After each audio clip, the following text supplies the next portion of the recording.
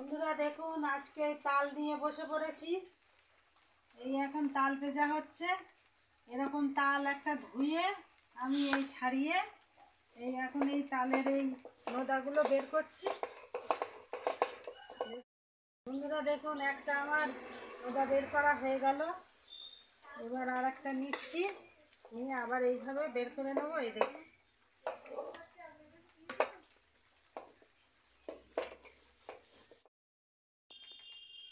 দেখুন বন্ধুরা, তাল ভিজে নিয়েছি, নিয়ে আমার কত সুন্দর আর মিষ্টি গন্ধ বেরোচ্ছে। এটা সে কালো তাল। এই তালগুলো খুব মিষ্টি হয়।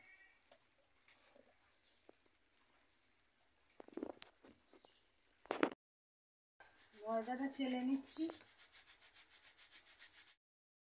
বন্ধুরা দিয়ে দিচ্ছি গুড়। আজকে গুড় দিয়ে হবে তালের বড়া।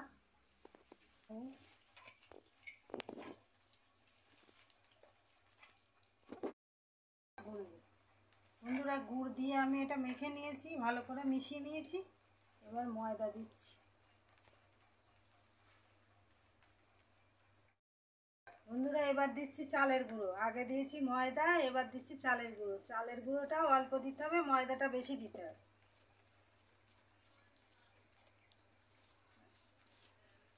চালের গুঁড়ো বেশি দিলে শক্ত হয়ে যাবে বড়া।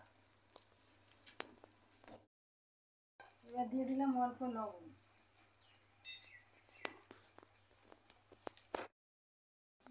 বন্ধুরা হাফ চামচ মতো দিয়ে দিচ্ছি বেকিং পাউডার।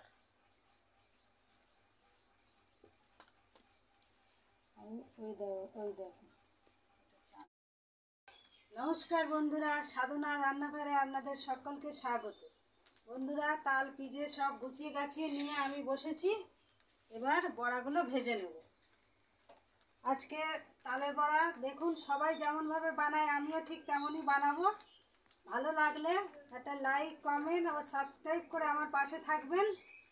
আর আত্মীয় স্বজন, বন্ধুবান্ধবের মাধ্যমে আমার এই রেসিপিগুলো একটু শেয়ার করে দেবেন। বন্ধুরা দিয়ে দিলাম কড়াইয়ে সাদা তেল।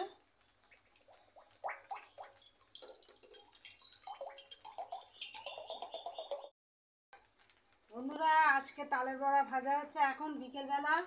অন্যের দিনগুলো ছেড়ে দিলাম।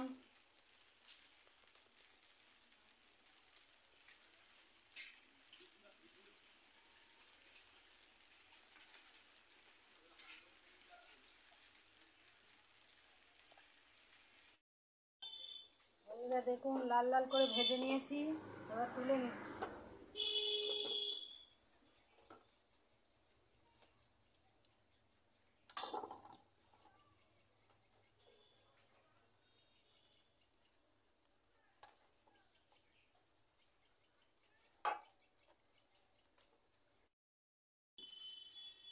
বন্ধুরা বড়া ভেজে আমি সব তুলে নিয়েছি। দেখুন আমার বড়া ভাজা হয়ে গেছে।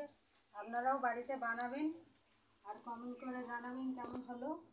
আর আপনারা সবাই ভালো থাকবেন, সুস্থ থাকবেন। আর এত সময় আমার পাশে থাকার জন্য সবাইকে